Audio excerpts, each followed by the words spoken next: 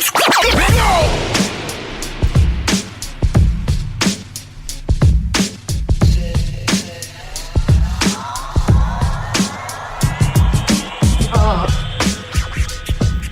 In case you were wondering the answer to last week's question on Instagram, you do need to be nude to be considered a streaker. Welcome to the weekend. Nick Karski, Zensky, with you this last week of February, getting into springtime. So happy for the nice weather. Stop playing with the buttons, will you? We got important stuff to talk about. About how overwhelmingly our Instagram followers acknowledge, 98% of them in fact, acknowledge the fact that you need to be fully nude to be a streaker. And that's exactly what we said. Zensky, what did I tell you? I said I had a feeling that there was something going on here, that like the Super Bowl streaker, he was wearing some sort of leotard sort of something or other and then some black shorts. I said, he's not fully nude. Why are we saying that he's a Super Bowl streaker when he's not fully nude? You got to be showing off the you-know-whats, the goods, if you want to call them that even, in that sense, if you want to be considered a real streaker, okay? So I'm glad that the majority of the audience agrees with us.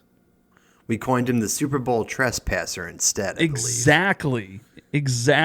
What have you been up to? How's everything going? Same old, same shit, different day, really. Oh, come on. The ever snow started. optimistic person that you are, that's how you're treating all of this? I mean, come on. I know we're quarantined still and we're still in the pandemic, but you, of all people, that should be my mentality. Your mentality should be different. Okay, here we go. The snow started melting today, like big time, so I'm happy by that. There you go. Something right? to be happy about. And Jenna and I went to take the trash out today and get the mail, and it was like the first time that we stepped outside this winter, and like it started to feel like spring. Like it was in the upper 40s, almost 50 degrees. The birds were chirping. I'm like, I'm okay with this. I'm good with this. You're excited by it. I love springtime. I talked about this last week. I know. The nicer weather just really like fires you up because you just go into this little hibernation, it appears. Like you just don't want anything to do with the winter. Well, right. Yeah, you come out of hibernation when the nicer weather happens. But no, I mean, we're getting excited. I think, just ever closer to getting a vaccine, ever closer to eating in a restaurant again, ever closer to our next Disney vacation 100 days from today. So you're keeping track? You know when that is? I wouldn't have known that unless we were communicating it with my family, which we happened to do so today. But so wait, are you going to be going during like the 50th anniversary stuff that's going on? I mean, you'll actually be there right when it officially kicks off. Yeah, but I mean, we'll be doing it when they're like decorating a lot for it. Okay. So not during the actual celebration. You guys will be there though. Yeah, and that's probably why the price of the room went sky high or something like that. Like, hey, let's celebrate Walt Disney World's 50th anniversary. Like, ooh. Yeah. But that's fine. We're going to have a once in a lifetime experience. We're going to have a great time when we go to Disney World. It'll be a blast. I'm looking forward to it. I feel like you don't know what to expect because like we said last week, you've only been to Magic Kingdom once, which is already only 25% of the parks.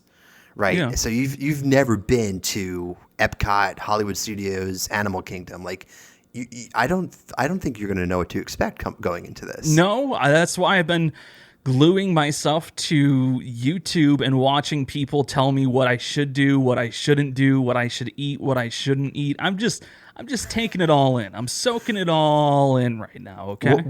What channels have you found? Because Jenna and I obviously are avid followers of all these guys. My memory's so terrible. Couldn't even tell you. They just pop up. They just autoplay. They auto-populate. Boom. I just watch them because I'm thinking to myself, I can't wait to go to the magical, wonderful world of Disney. As you should. It's going to be a blast. Yeah. It's going to be a really, really fun time. All right, enough of us yammering and jabbering and talking and all of that sort of stuff. I don't know. It's a podcast. All we do is talk. Yeah, you're not wrong. Here's what you missed. Headlines from the week, though. Let's get to them. So we need to talk about Tiger Woods. Yeah. And, man, thank goodness he is okay. Yeah, I know. There's just in case you didn't hear, which I can't imagine how you didn't hear, Tiger Woods was unfortunately in a horrific car accident a few days ago in right outside of Los Angeles. I believe it was just him in the car. It was. But he needed to go. They took him to the hospital, have emergency surgery, and he just really messed up his right leg. I believe he fractured both of his legs, shattered his right ankle. So, I mean, our thoughts are definitely going out to him. I mean, say what you want about him and some of his past behavior, but undoubtedly one of the best golfers to ever play the game, if not the best. Yeah, and, this is... I didn't want to talk about this. Oh, boy. No. It's nothing too bad, but, when this first happened earlier in the week, I'm scrolling through social media and I'm seeing people post videos of, some of Tiger's finest moments and stuff like that on the golf course. And I'm seeing people, give their thoughts and prayers his way and stuff like that. And then I see some people speculating about his future in the game of golf. And it just made me kind of sick. Thinking to myself, number one, why are we questioning the future of his playing career when we don't even know all the facts and we know that he's still alive, thank God. But we don't know the severity of these injuries and stuff like that. Like, at this point, he's been involved in a horrific accident. Like, who gives a rat's you-know-what about what the future holds for his golf game? Like, let's worry about the most important thing, his livelihood. And then I feel like there were some people on Twitter especially who were just, they were taking advantage of the likes and the retweets. Yeah. As most people do, unfortunately, during that, during situations like that. And let's just stop talking about him, because that's exactly what they want. You want them to give them the promotion. But I think, overall, like, obviously, we wish him well, and we would love to see him return to the game, because, he's, if you enjoy watching the Masters or the PGA Tour, like, he's just so... There's no question, but there's no reason to be like, is this the end of the road for Tiger Woods? Will he reach Jack Nicklaus's record? Like, come on, man. There's no room for speculation when somebody's health is in question. Like, yeah, like, we didn't know for a fact that his livelihood was going to be okay. Right. And we're playing these reckless speculation games. It fumes me for some reason. I'm with you. It's just it shows the worst of us. So sorry to make a sensitive and sad subject even more of a downer, but it's just something I experienced over the last couple of days, and I'm just like, this is weird. It's just bizarre, It is weird, and I mean, hopefully we wish him a speedy recovery, and we'll see. And I hate to continue it on a more so or somber note, but this is going to be a remembrance. We're gonna memorialize Daft Punk for the legends that they are. We're gonna I thought we were going somewhere really dark with this. Well, I mean, okay, I may be a little biased because I was rather upset by this, and I can't say you couldn't see it coming, but in case you missed it, Daft Punk, the iconic French music duo who pioneered electronic music, broke up after 28 years as a duo, and they did it in the most Daft Punk way possible. And if you know anything about them, you know that they both take on the physique as humanoids, as robots basically, and they released an 8-minute YouTube video called Epilogue, where all it is that them two in their robot costumes walking through the desert.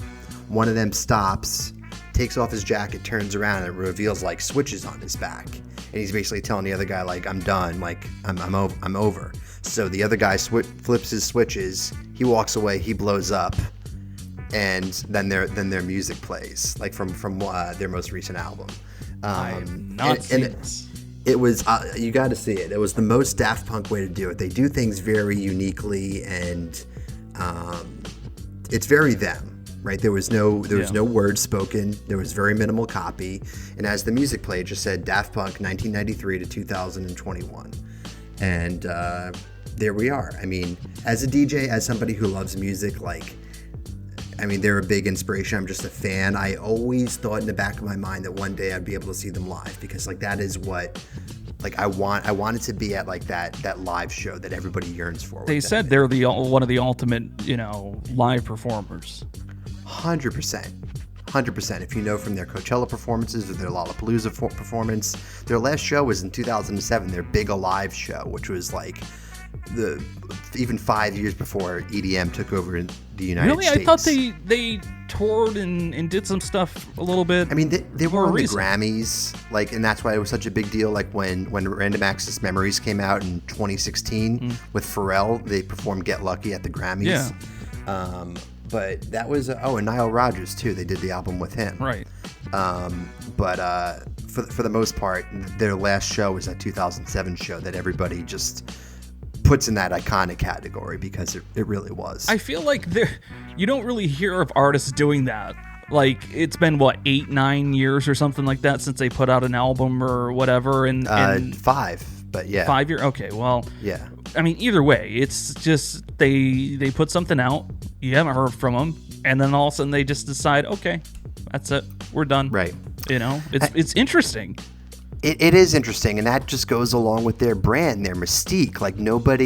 People haven't seen the actual artists' faces in years, because they just keep themselves shrouded in mystery. They're very private people, and it just goes along with their branding. But I think they did a couple of work between now and then, they did. Oh, I'm sorry, you were right, actually. Random Access Memories was 2013. I thought it was a little later than that.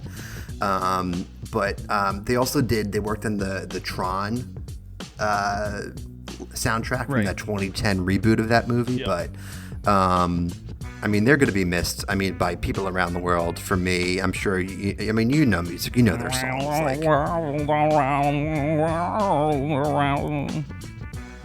Around the World, One More Time, Technologic, Harder, Better, Faster, Stronger. The list goes on and on. Yes, it does. We got to transition before you start breaking down in tears or something, man. Oh my God. I'm fine. You know who's not breaking down in tears is, because he's a great broadcaster, Steve Gelbs of the New York Mets and SNY. Oh, yeah. And in the case you're unfamiliar, Steve Gelbs is the New York Mets field reporter for Sportsnet New York, the Mets' own TV station.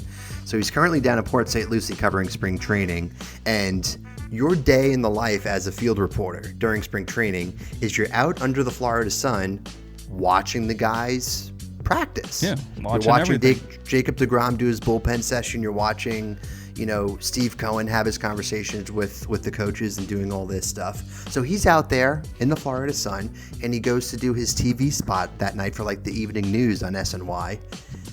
Takes his mask off for the broadcast. He has a little bit of a contrast going on with his face, because apparently he didn't cover sunblock on the entire thing. So you could clearly see his nose up to his forehead. Lobster. Sunblock wouldn't have helped this guy. Nope. I'm sorry. I don't care what anybody says. Yeah, put some sunblock on. Yeah, no, when you've got a cloth across your face like that, there's going to be a lot of people who look really, really funny this summer because he was the color of your shirt. Yeah. People, he's not the only one, okay? There are going to be a lot of funny-looking people this summer, because we're still more than likely going to be wearing masks during all of this that's going on. So, yeah, use caution. Try to get a quick tan if you can. Just even everything up. Try not to look foolish. I didn't even think about that. We're going to Disney in June. That's going to be rough. Yeah. No kidding, man. You're going to look I don't even know what. Weird. You're going to look bizarre with your face mask tan and everything like that. I remember one time back when I used to play baseball in high school and stuff like that, I used to wear a wristband on obviously my wrist. That's why they call it a wristband, believe it or not. But I used to wear one, right? And the sun would just beat down on me and everything like that because I was always behind the plate. Well, after a while, I ended up having this massive, we're talking massive tan line where it was just so much lighter than the rest of my arm. It was just absurd looking, Yeah. I usually get a watch tan every summer. because I wear a watch, so I'm known for that, I guess. Going for that? I don't know. Our last headline for this week is, well, I mean, the others, that one was unique. This one probably takes the cake. Do you like cornflakes? Takes the flake. Do you like cornflakes? Yeah. Who doesn't? Do you like them?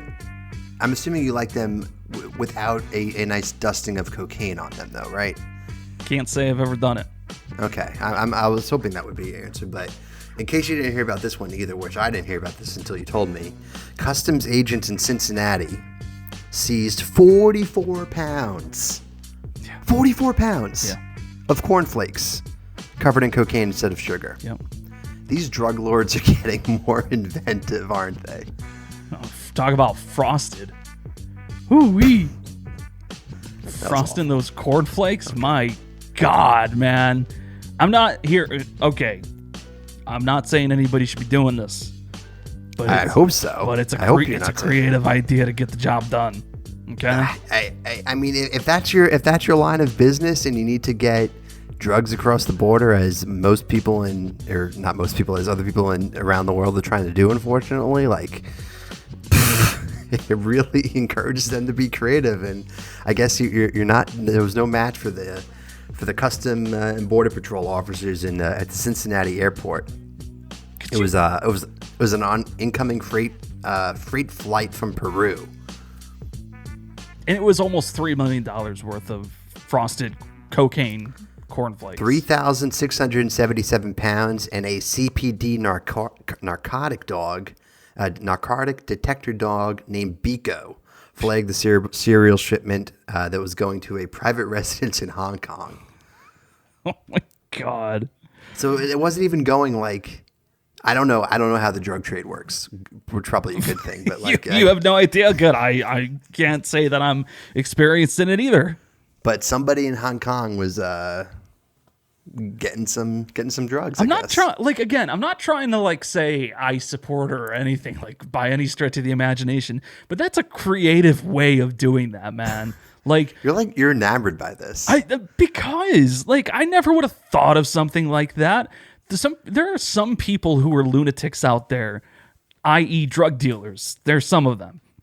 And yeah, I just can't fathom being creative enough. I have a tough time being creative enough as it is on a day-to-day sort of basis, and that's part of my job description. Yet they're like, oh yeah, here's a way we can hide our goods. Just putting them frosted all over cornflakes. Give me a break. That's crazy. Well, have you seen the Discovery Channel shows or the History Channel shows where they'll cover real life border patrol agents at the U.S.-Mexico border? Never really seen any of those. No, I'll be honest. I mean, it's just your run of the mill real life cop shows, right? And so what they'll do is they will do these series on the day in the life of somebody. My Siri's going off because I said that.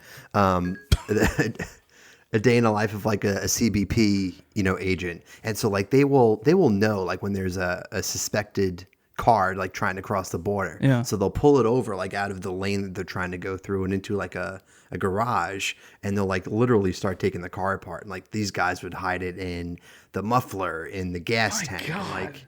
But all that stuff right now, since the thing that I gathered from watching these shows years ago when they were on was that as soon as somebody has the idea, you can never use that idea again because it just goes into their playbook of knowing what to look for. Yeah, so I guess they've landed on cereal as the go-to way to do it. I mean, hey, what are they going to think of next?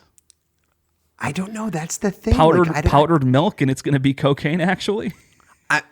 Have they done it already? I don't know. Probably. Pretended sugar. Well, I mean, that's kind of the frosted element of Frosted Flakes. But my question is, once you coat the cornflakes in the cocaine, is how do you get the cocaine off of the cornflakes? I don't know. Right? Don't know what to tell you. Were they going to actually use the cocaine by eating the cornflakes? Don't know. No, couldn't tell you. Bizarre, man. These are valid questions, I feel for somebody who doesn't do drugs. Have you ever seen that movie Meet the Millers, by the way? No. It's a pretty funny movie. It's God, I forget the guy from SNL who's in it. And Jennifer Aniston's in it. Couple of other people like Nick Offerman's in it. It's a pretty funny video, but it basically, goes through, I don't want to be talking about this stuff, but basically, somebody who has to go from Mexico back to the States with a boatload of drugs, and it's actually pretty funny. Like I'm gonna be perfectly honest. Oh, hi, Kess. Kess is very interested in this because he's thinking he's got some catnip on the way or something like that. Isn't that? Don't they say that catnip is essentially like drugs for cats? Oh, 100% it is. It's Kess, like... Come here, buddy. You want to say hi to everybody? Wait, how does he know? How does he know what? He thinks you have catnip or... Oh, I don't know. I'm just making a guess because he was just trying to like jump on me and just like, say hello. And I thought maybe he'd want to say hello to the viewing and listening audience really quick. Well, but probably. He just keeps scratching at my leg right now. He's very into my legs. Sometimes he just likes to scratch. It's very bizarre, very Cats peculiar. need their attention. What'd you say? Cats need their attention. Yeah, he reminds me of... This is something I wanted to talk about. He reminds me of a child sometimes, okay? And speaking of children and stuff like that, I was thinking about Sesame Street a little bit earlier today. And, Sesame Street has had its longevity, right? There's no question about it. It's one of the most remarkable running television shows in general, like in American history. Like 30 years or something. 30 right? years? No, I guarantee it's been 50 years without a doubt. 50 years, if not more, for Sesame Street and everything. Whoa, you were right. I was severely underestimated. See, dude, 1969. The longevity of Sesame Street is crazy. But I was thinking earlier today. I'm thinking, you know what? Now today's Sesame Street, it's so random and it's so peculiar. And I haven't seen Sesame Street, so I'm not talking about the show itself, but I'm talking about the branding of it, because now all of these characters have social media accounts, like Cookie Monster, Big Bird, Elmo. Like they all have social media and Twitter accounts, and they're very interesting follows on social media. Like they're really. You haven't followed Cookie Monster before? I don't use Twitter a lot. Okay. I read. I don't follow and tweet. The thing about Sesame Street is I feel like a lot of people give Big Bird a lot of flack. Like, he's just not the top billing on Sesame Street anymore. No pun intended. And it... Well, does he have a bill or does he have a beak? I don't know. He has a beak, I would assume. Right? Yeah. Birds have beaks. Ducks have bills. But is he a duck or is he a bird? He's just a bird. He's not a duck. But isn't a duck a bird? Don't do this to me. Don't do Continue. this to I'm me. sorry. I won't. What does his Wikipedia page say? Check it up real quick. What does Big Bird's Wikipedia page say? Is he I think he's technically just a bird. I don't think he's considered a duck. Well, I mean, it is in the name, Big Bird. Right, exactly. Okay. So, an 8-foot 2-inch tall, bright yellow anthropomorphic bird, which has the attribution of human traits, emotions, or intentions. So part human, part bird. Wait, whoa. He's part human? That's what anthropomorphic means. It says anthropomorphic bird. Whoa, hold on a second. I can't say that. Anthropomorphic bird. We've just opened up a door to someplace I was not expecting. You mean to tell me? Now, granted, we're already living in a really weird world when it comes to Jim Henson and his Muppets and Sesame Street and everything like that. Like, think about Gonzo being in love with a freaking chicken. Like, come on, that's so bizarre. But no, but they can get away with it because they're the Muppets. Or like Kermit the Frog in love with a pig. I mean, come on. Of course, that's when you're gonna get it in the Muppet series. So you mean to tell me that in Sesame Street, Big Bird is actually part human? Okay. I'm just going by the definition of anthropomorphic, and I don't want to say this word again. And this is according to Wikipedia? Anthropomorphism is the attribution of human traits, emotions, or intentions to non-human entities. So it's basically he is a bird, but he's acting like a human because he speaks and he walks on two legs and has arms like a human. Yeah, that's a good point. That's a good point. But when did Big Bird? Sorry to interrupt. Go ahead and say what you were going to say. No, so I mean, like I was just going to reiterate. It is a bird with human acting like a human. That's all it is. So when did this bird take second fiddle in a backseat to other Muppets, or excuse me, other Sesame Street characters? But who did he take probably backseat like Elmo? To? I would say Elmo. Yeah. Like Elmo's the most popular Sesame Street character, right? I mean, it's depending on who you ask, but yeah. But why is that the case? Because Big Bird was the face of the franchise for so long, and then all of a sudden you had the Tickle Me Elmo frenzy that happened back in like the mid 90s, like 95, 96, whatever it was. And since when did he take over and be like the face of Sesame Street? I mean, I would say when that whole merch line started, whenever Tickle Me Elmo came out. Capitalism. Give me a break. What do you expect? I mean, what do you think? Even though this is on PBS, of course they're going to sell merch over this. You think they haven't figured this out after 51 seasons and 4,561 episodes? That is bananas. Okay. It is bananas, but who are your top 3 Sesame Street characters? Did you watch Sesame Street when you were growing up as a kid? Oh, I'm sure I did. Yeah, you're sure you did. It's either a yes or a no. I mean, yes, of course I did. Okay. I can't remember how old I was when I stopped watching, but yeah, of course. Okay, so I need a top 3. I need to know who are on your quote unquote Mount Rushmore, even though I'm asking for just 3 faces of Sesame Street. You said we weren't doing rankings. We're not doing rankings, but I just want to know what you think. Okay. Because I mean, you're an adult man, and you need to talking about Sesame Street. Yeah. Yes, exactly. What's wrong with that? Nothing. Come here, cat. God, but you're putting me on the spot now. God. All right. I mean,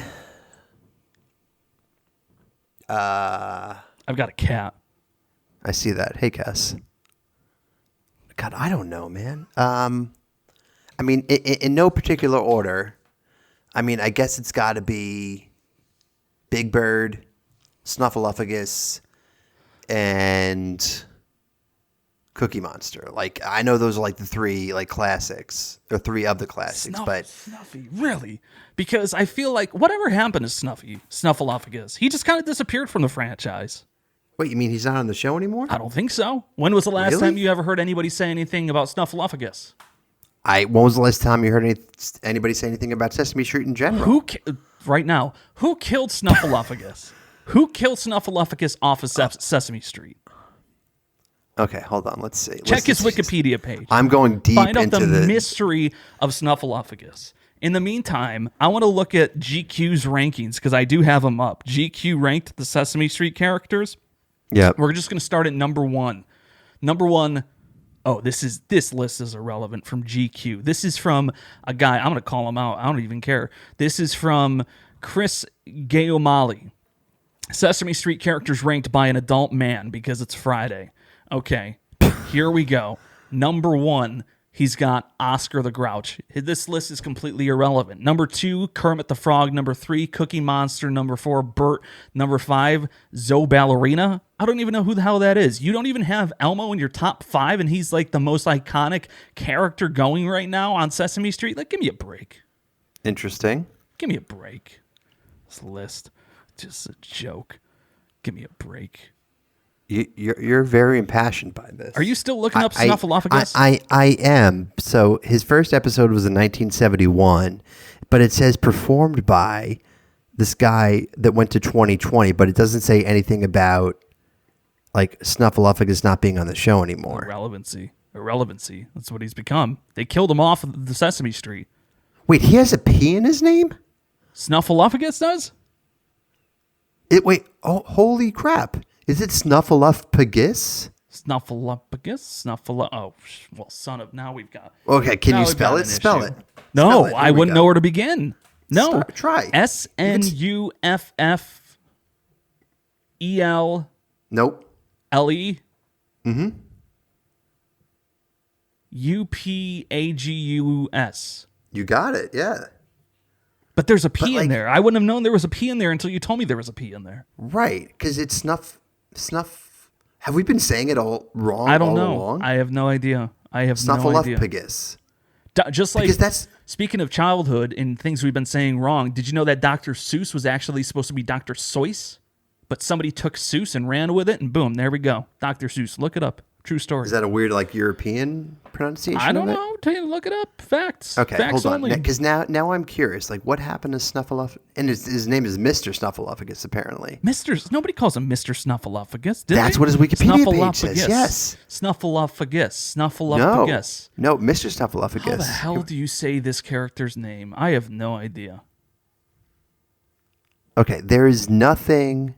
There's nothing about how they killed off Snuffleupagus. If there's kids listening to the show, we can't talk about that. But like, I don't see anything in here about him not being on the show anymore. Yeah, okay, but yeah, riddle me this, okay? Give me a break. Riddle you what? I don't know. Just isn't that like a phrase that people say like when it comes to like questioning stuff? Riddle me. Did you this, have cornflakes today? I don't know. No, I didn't. But regardless, I feel like they completely just wiped him out of the picture, and they probably go with stupid characters now. Wait. Okay. So wait. Did you do your top three?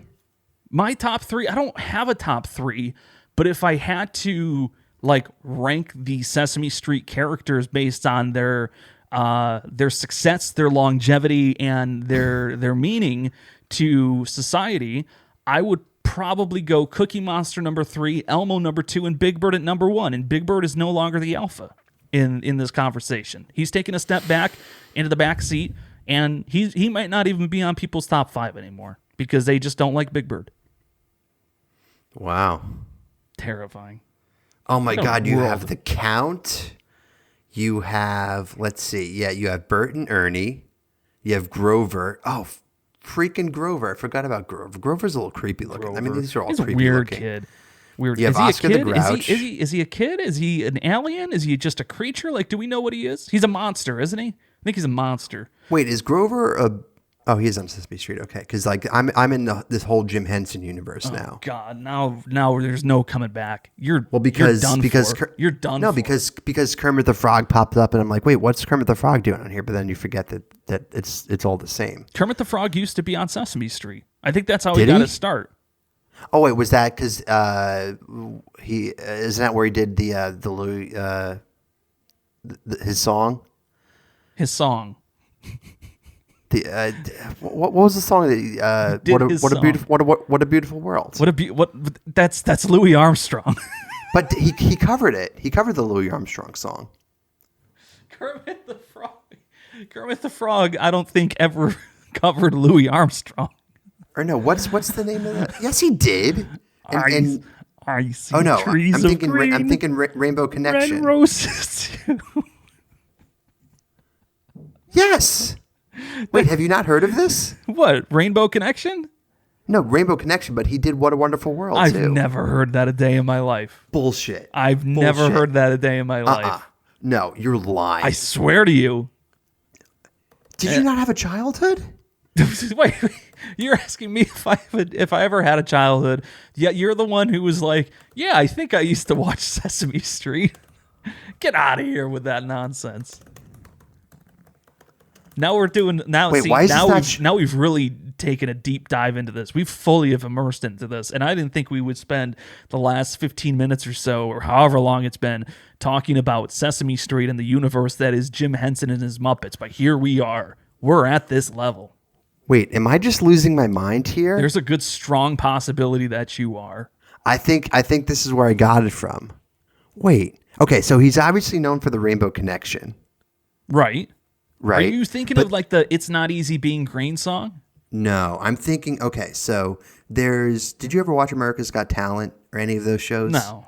Okay, so there's this puppeteer, ventriloquist, essentially, Terry Fader. I've heard of the guy. His name is.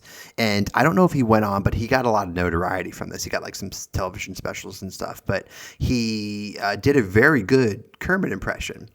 And I think I remember him doing What a Wonderful World as Kermit. But I thought Kermit actually like did this from like back in the day. I'm losing my mind. No longer are you the authority on puppeteer. I never considered myself the authority. Did you? No. But you had the confidence. You had so much confidence in your delivery. You're like, yeah, remember that one song Kermit sang? What was it? Oh, yeah, What a Wonderful World. Then I'm thinking to myself, Louis Armstrong and Kermit the Frog, that's not a match that ever but probably they kind of happened. sound like one another. Well, I mean, maybe, yeah. Maybe it happened on The Muppet Show, which, by the way, is on Disney Plus. Have you watched any of those episodes? Here's the thing. Watch The Muppet Show now on Disney Plus. Apparently it just came on Disney Plus. And it's getting a lot of flack too. Like it's coming with warnings. Oh, wait, whoa. Excuse me, what? Wait, you didn't know this? No. Wait, hold on, because I was going to say I've watched clips of The Muppet Show in my adulthood because I used to be obsessed with the Muppets. I used to be obsessed with puppets and Sesame Street, and I thought all that stuff was cool. Like I wanted to be a puppeteer when I was like 4 years old. I thought it was like the coolest thing in the world. But The Muppet Show now, when you watch it, or the few clips I've watched and the scenes that I've watched, I think it's hilarious. Like it makes me like there's some adult humor in it. So is that the reason why they're like flagging it or something? Probably. So apparently an article went up on Newsweek that goes into more speculation on why warnings went up with reasons from stereotypical behavior portrayal to issues with the rights to the music that is played. So it's like it spans the gamut of warnings that went up. But let me see if I could find specifics here. No kidding. But kidding. it is now being presented on, because it's now available on Disney Plus since Disney owns the rights to the Muppets. Right. Let me see here. Well, as you do that, Okay. do you have it? Yeah, though the episodes appear as originally broadcast in the late 1970s and early 1980s, a number of them begin with content warning title cards that warn they, quote, include negative depictions and or mistreatment of people and cultures, which were wrong then and are wrong now. Really? Disney's all about they're really covering their ass when it comes to inclusion and stuff now. Well, I get that, but I had no idea that it was a thing. Disney Plus is their cash cow right now. Like that's what's keeping their stock price going up. So No question, but they're doing whatever they can to protect it. But at the same time, in the same token, I had no idea that the Muppet Show was filled with quote unquote controversy for what would be a 2021 audience. Right. I mean, and they list out specific episodes here, but I couldn't tell you what some of the specifics bizarre, are. Interesting. No kidding. Man, I used to love that stuff as a kid. The Muppets? Yeah. Oh God, yeah. So when you go to Disney, you got to go to Muppet Vision 3D then. Muppet Vision, is that the thing where they have you have to wear the 3D glasses and all that stuff? Yes, you wear 3D happens? glasses. Yes. God Almighty. Yeah, it's in Hollywood Studios. Yeah. It's you sit in the theater and they do their shenanigans around you. Okay. All right. Fair enough. I feel like that would be something I would be into, even at the age of 30-something. You won't have to wait long. It's been there long enough where people don't really People don't go to it anymore because nobody gives a what about the Muppets. Well, no. Well, actually, now that it's on Disney Plus, I wonder if it's going to get more popular. God, I hope not. Because one of the things, and we always go back into Disney, we give so much promotion to Mickey Mouse, but when in Magic Kingdom in Liberty Square, like the patriotic themed land of the park, right? They used to have a Muppet puppet show that went on, but when they started to cut a lot of the entertainment, they cut that, and then it randomly came back around the holidays, just for them appearing in the windows above Liberty Square, and people lost their minds because it has such a fandom. Really? That people that it has such a cult following almost that if you're a Disney fan, there are a lot of sleeper Muppet fans among those. I'm one of them. Are you really? I'm a sleeper Muppet fan. Man, dude, I'm telling you. Like, when we're done here, I kind of secretly want to start watching a few episodes of The Muppet Show and seeing what's going on, because I haven't watched that stuff in forever. Used to watch, like, Muppet Babies as a kid. Used to watch all the specials that they would have on, like, Nickelodeon and stuff like that. Oh, man, I used to be all in with that stuff. Muppet Christmas Movie. Muppet Christmas Movie wasn't my jam, though. What? Yeah, that one didn't do it for me. You're lying. No, I swear to God. Dude, that is such a good one. No, it just didn't do it for me as a kid. I was just like, oh my nah, God. it just didn't, interest me enough. Wow. Does that say something about my childhood? No, your childhood is saved now that I know that, Kermit the Frog wasn't actually known for, covering Louis Armstrong. Don't worry. I know. Okay. I could have been convinced. I don't know. God, we've just spent the last 15 plus minutes talking about Sesame Street and the Muppets. That's impressive. Yet terrifying. It is a little scary. Two guys in their 30s talking about Sesame Street. Yet not surprising, as I wear a Nickelodeon hat right now. And I forgot to ask. So you asked me at the top of the show, like, how have I been doing? How have you been doing? With what? In general. Never been better. Never had a bad day in my wedding, life. You're working. Are you good? I'm good. Are you good? I'm good. Good. You good? I'm ever the optimist, though. You're ever the pessimist. Oh my God. I wish I had the camera right now on this cat. He was just like up on the desk trying to like just look up and just like he was just banging on the desk. He was banging on the desk for whatever reason. What'd you say? Trying to get those cornflakes. My God almighty. You're terrible. I'm not. We gotta talk about drugs. Never again on this show. But with some of the weird stuff that happens in the world, I think that's pretty unlikely to happen. Hey, make sure you rate, subscribe, review, and then let us know who your favorite Muppet is. Yes, do that, and then re-rate, re-subscribe, and re-review. Drive listenership up even more. Works for me. Drive those numbers up. Hey, you stay classy, my friend. You stay classy, my friend. Peace. Sure.